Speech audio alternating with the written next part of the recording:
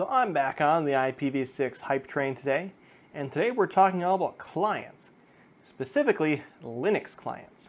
So in the past I've made some videos talking about how to run IPv6 at home as a dual stack configuration, where we run both v4 and v6 at the same time, and that's what most people are probably doing.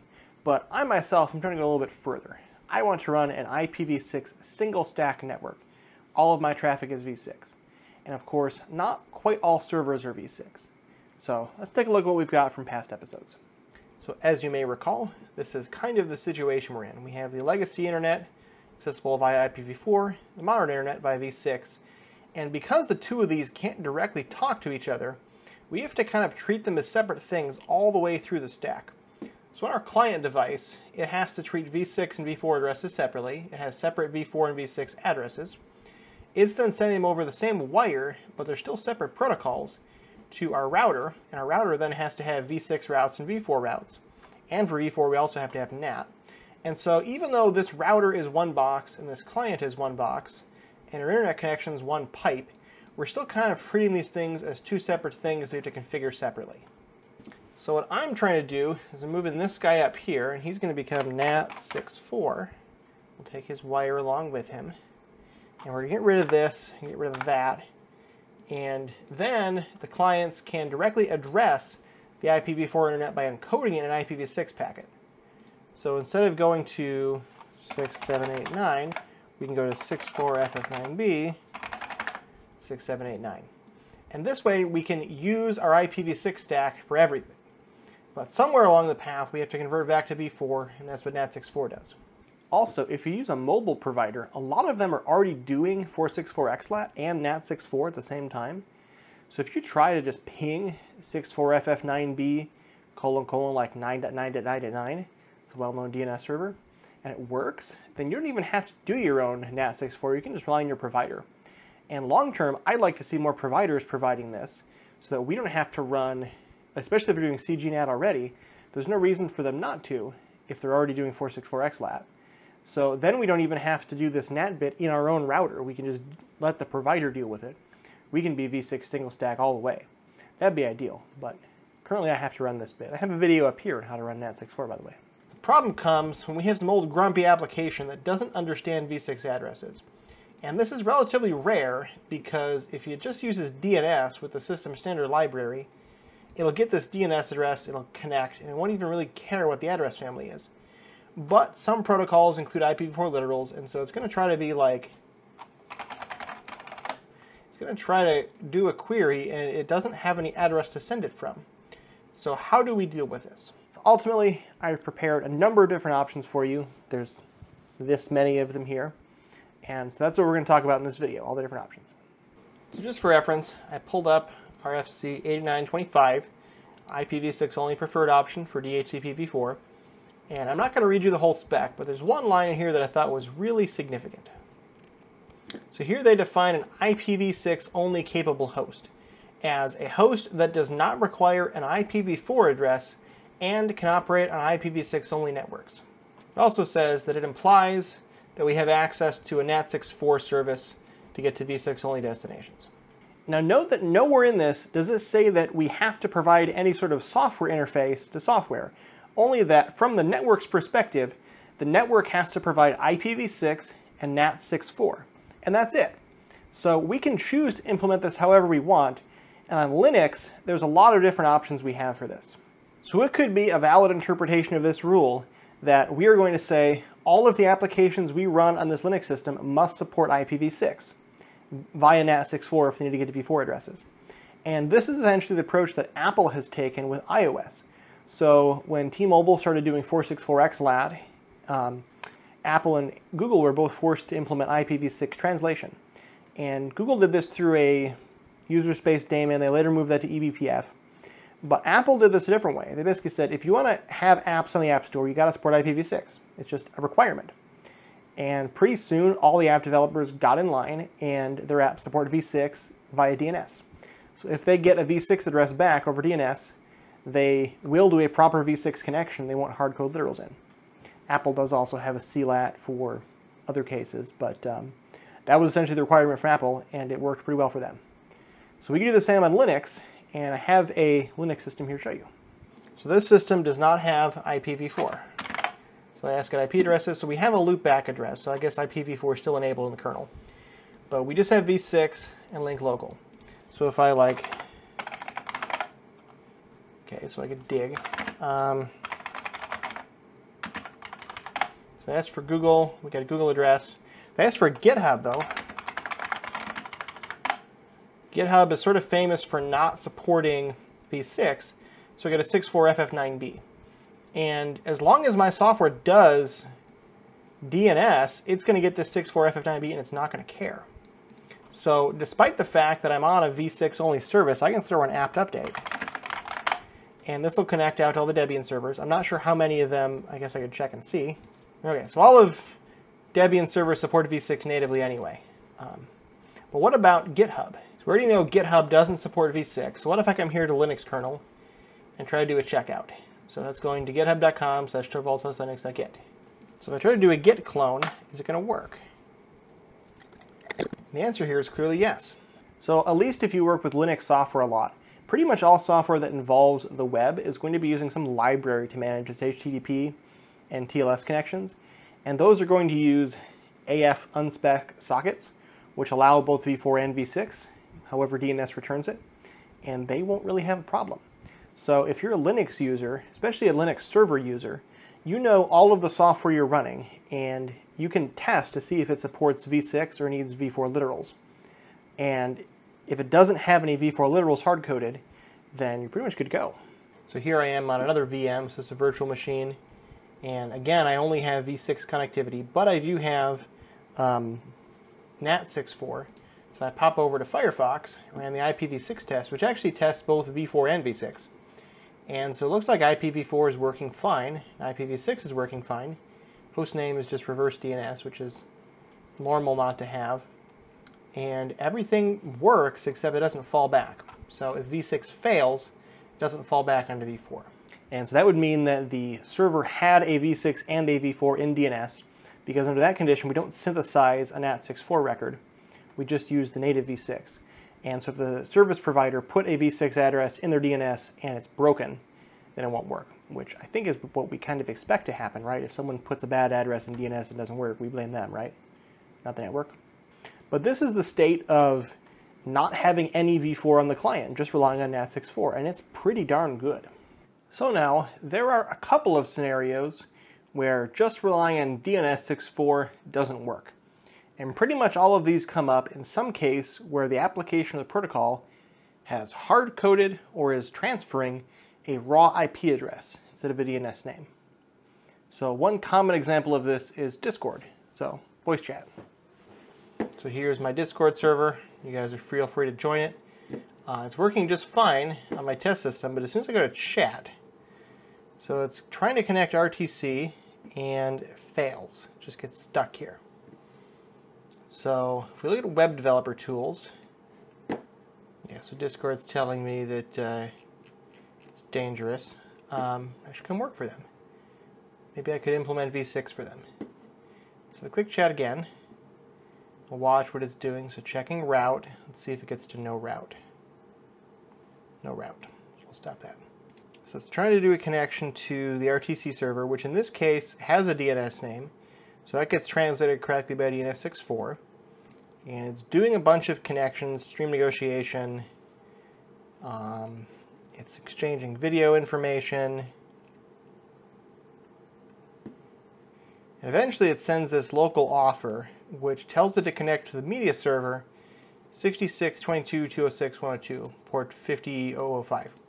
And this is what's actually going to exchange the media for this call, because up to now it's just been setting up the session. And of course we don't have an IPv4 address, so we can't connect to the IPv4 server. So somehow if Firefox knew it had to translate these v4 addresses into v6 calls, it could. But we're doing this translation in DNS. So since the call setup server gave us the IP address of the voice and video server instead of its DNS name, we can't translate it. We just get the IP address, we fail. So since we don't have an actual IPv4 address, we can't do this translation. Another potential problem is with peer-to-peer applications.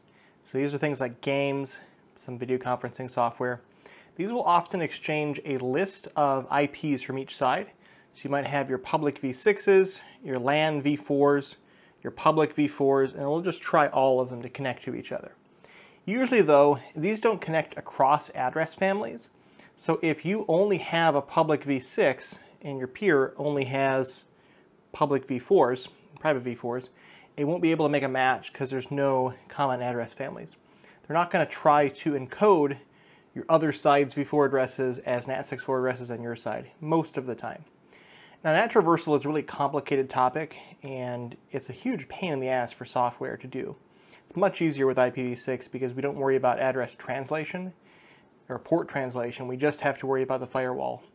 And that's a much easier problem to deal with than traversing a firewall and traversing NAT, possibly a CGNAT, possibly on both sides.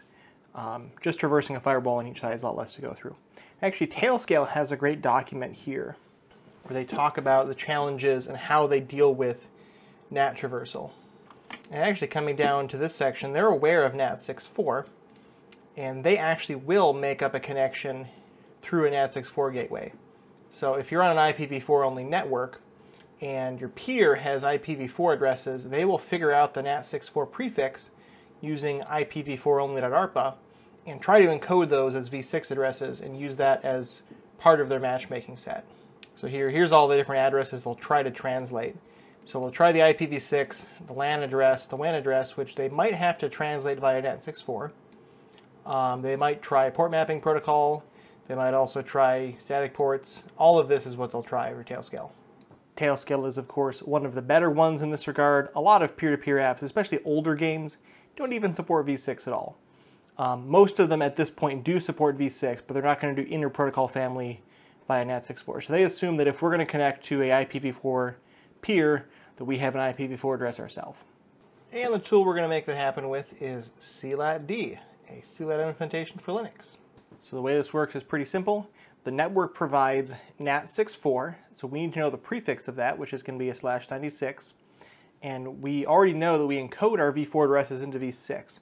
So we just need something on the local client to pretend to be an IPv4 interface.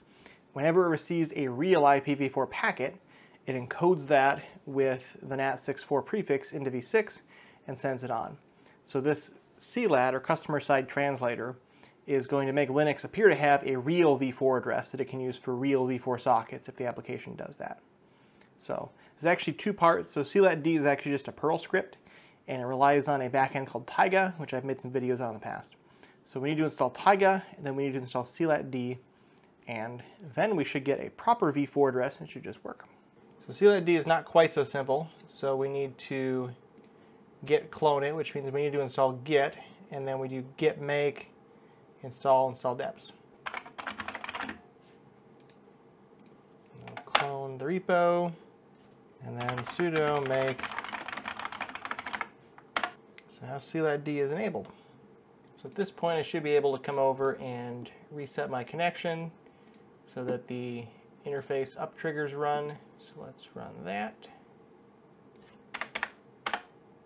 So now the CLAT came up, so it gave us the address 192.1.1, which is part of the DS Lite space, and it's pretty happy. So this time if I try Discord, came up, yep, monitor of dummy output. So it came up and it's working fine. You can also ping IPv4 literals now, that works too. So not saying this is entirely perfect. I'm running on the bleeding edge of Debian Trixie here, and installed deps failed for me. So I'll write that down in the description below if you have that issue. I don't think that affects normal Debian or normal Ubuntu, but I guess if it does, I can raise a pull request with the CLAT-D author to fix that. The problem seems to be that the Debian is providing two versions of the same package, and it wants you to specify which one you want to install. So now, this method should pretty much work for anything. As far as any software is concerned, it has a real valid IPv4 address, 192.0.0.1. And that's part of the DS Lite space reserved for these sort of transition technologies. And to the IPv4 devices, they don't know their packets have been translated to v6 and back. They think that they're going through normal IPv4 NAT, and their public address is whatever the public address of the NAT64 gateway is. So they should work just fine. There should be nothing wrong with any software doing this method. Now the downside to this is that Tayga, well, a couple problems with Tayga. So Tayga is currently unmaintained. Debian has been doing some minor patches to it to keep it compiling, but it hasn't had updates in something like a decade now. It still works just fine though, and compared to the other options, it's relatively easy to use. It's also single-threaded, so if you're doing a lot of IPv4, it's not a great option, especially for a server, where you tend to have a much higher mix of v4 traffic than as a client. Although in my testing, people seem to think that like v4 is half of traffic on the internet, but as soon as you enable v6, at least 80% of your traffic is going over v6 natively, because all of the big bandwidth players all support v6 natively pretty much. So you have niche applications like Discord. Maybe if you do a ton of Discord chat, you'd be pushing a lot of bandwidth across. But again, Discord chat's long-term, not peak of high bandwidth. You're not going to saturate a single core on Tayga. If you really hate Tayga, there's another alternative called Tundra, which was specifically designed to fix the single core issue with Tayga, but it doesn't have a nice wrapper like CLAT. There's also Joule, which is a kernel implementation, but because of how it works, it has to run a separate namespace, which is quirky. Android does this in eBPF. Apple does this in their kernel.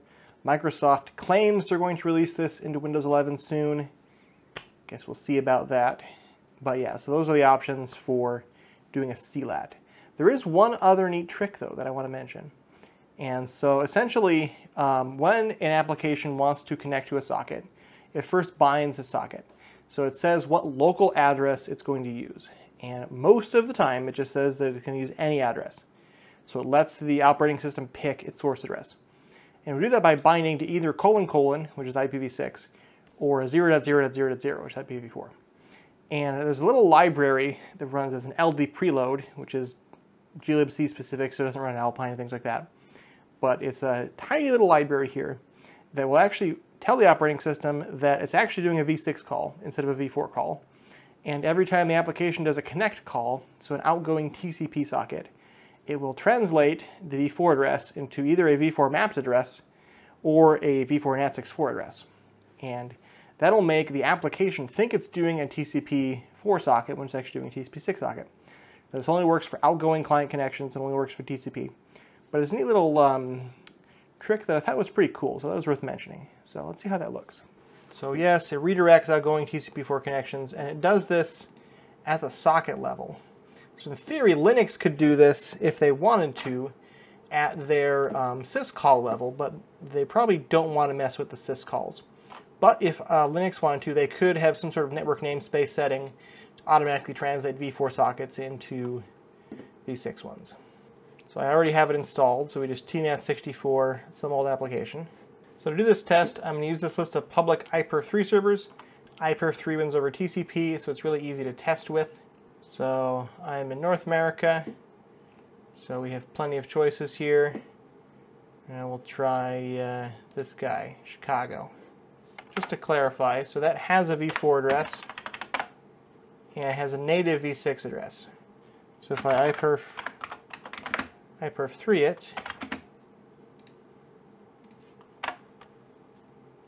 so that connected, that's functional. So now if I take the v4 literal here, and I instead put that in, so I'm simulating some application that's poorly behaved, I get the network is unreachable. But if I put TNAT in front of it, suddenly it works. So TNAT is translating the socket calls, the syscall level, and converting this into a NAT64 address. So I don't think TNAT64 is something you should be using regularly, but I thought it was an interesting approach. And if Linux as a whole wants to start adopting these transition technologies, the TNAT approach is really quite easy. So if we fake the syscalls to make it seem like it has a v4 address, we don't have to translate all the packets as they go through. A lot of teams have been working on trying to fix this problem in Linux. I'm talking with some other people behind the scenes about this. And the biggest problem seems to be that Linux fundamentally has a v4 and a v6 stack that are separate. And the reason I do that is mostly for code path optimization. So a lot of the optimizations in the code path, because networking is such a high performance thing in Linux, it's so critical that packets are processed as fast as possible. They essentially have two copies of a lot of the code that deals with a 32-bit address or 128-bit address and some of the different quirks of IPv4 versus v6. And so it's not trivial to just, at some point in the path, detour and take the other stack. We end up with a translation interface that transits packets like Tayga, or we end up with some other things like that. It's not trivial to make the Linux kernel do native address translation. TNAT64 does that pretty easily, though, with a different approach. So another approach I looked into is, why doesn't Firefox just do the translation on its end? And it actually sort of does. So it has this NAT64 check and NAT64 prefix. And I thought that that would fix my problem, but it actually only affects URLs. And only when you're using Firefox's DNS over HTTPS. So if you use DNS over HTTPS, it will figure out what the NAT64 prefix is and apply that. Chromium, however, applies it to all URLs. So if I type an IP address here, 1.1.1.1, I get sent to the correct site because it took that and it added the NAT64 prefix to it when it connected. For some reason, though, it doesn't seem to use these for WebRTC, so Discord still fails. So if you guys are running IPv6 only networks, I would love to hear about it in the comments or on my Discord server. On my Discord server, we talk about v6 only networks all the time. Link down below for the Discord server, link down below for all the things I've shown in this video as well. Tailscales guide, CLAT, TNAT if you want to use TNAT, things like that. So thanks for coming along. I also have a Ko-fi if you want to tip me. Link down below for that. I really appreciate the donations you have. And yeah, thanks. And I'll see you guys on the next adventure.